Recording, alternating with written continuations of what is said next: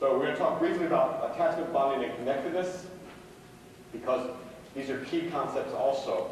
And once we cover these building blocks, we'll be able to move on.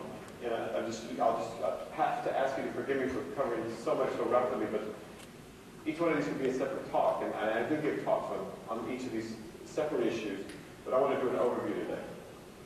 So attachment is a midbrain function. What does that mean? It's based on emotion. What else does it mean? That means it can be anxious or secure, and it can occur to inanimate objects. It can be masochistic. In other words, you can get attached to a pimp. And this happens. Teenagers become attached to pimps.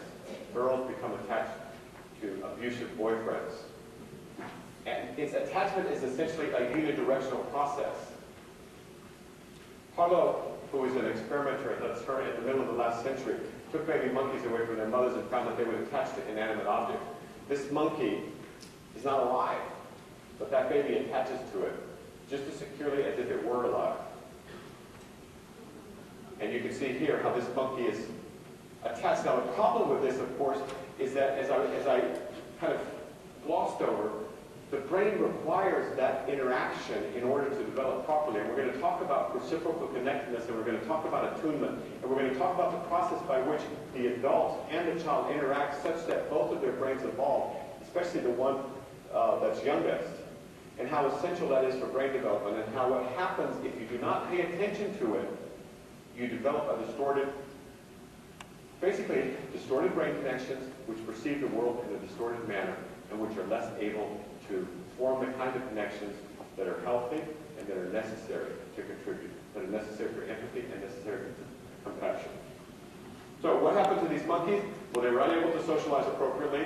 They were unable to form stable pairs. They were depressed, isolated, anxious, withdrawn. Sometimes they were aggressive. They were certainly impulsive. And they were unable to raise their own young. So when these monkeys were neglected during those critical times, which, by the way, start prenatal and then go on until about age, depending on how you look at it, sometimes around 25. If you neglect the developing brain during that period of time, you get what you pay for. This is attachment. Is Linus attached to this blanket? Yes. What happens if you take the blanket away from Linus? You have to pull him off the ceiling. What is this blanket doing for Linus' brain development? 0. That's why attachment is a phrase of art from the last century. It's unidirectional. His attachment is to the blanket. The blanket does nothing for him. There's no reciprocity in their relationship. This, on the other hand, is a model of reciprocal connectedness. Now here, what we have is a mother and child locked in a special relationship called reciprocal connectedness.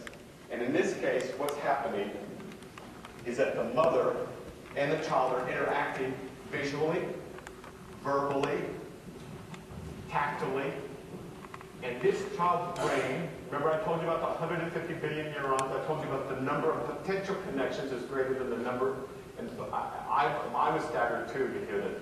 Remember that the greater number of potential connections is greater, or along the same order as the number of atoms in the cosmos. These connections are occurring at the rate of about 1,000 per second.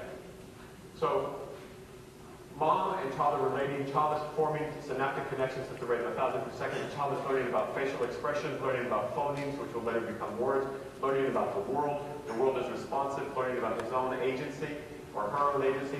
She has an impact on the world, and there's this reciprocity. There's this reciprocal nature of the relationship is the key part. So reciprocal connectedness is a higher brain process that involves that cortex that I was telling you about. It alters the neuronal structure. You literally have different synapses. It's required for normal social development. It's required to develop the interpersonal skills and empathy for others. It's a foundation for social integration. And so many of our kids who are unable to integrate in our society, so many of our kids who are unable to have the basic social skills necessary to keep a job, or to have enough of an opinion of themselves to imagine that they could, are suffering from deficits in these particular areas, and I'm going to go into more detail. So, now, when we consider adults' capacity for sustained connectedness, this is what we look at. We look at their emotional availability, we look at their degree of flexibility, we look at their consistency, their range of affect, their capacity for genuine playfulness. By range of affect, by the way, we don't mean one affect or another, we mean the range. It's important to be able to be serious and to be silly, to be funny and to be sad.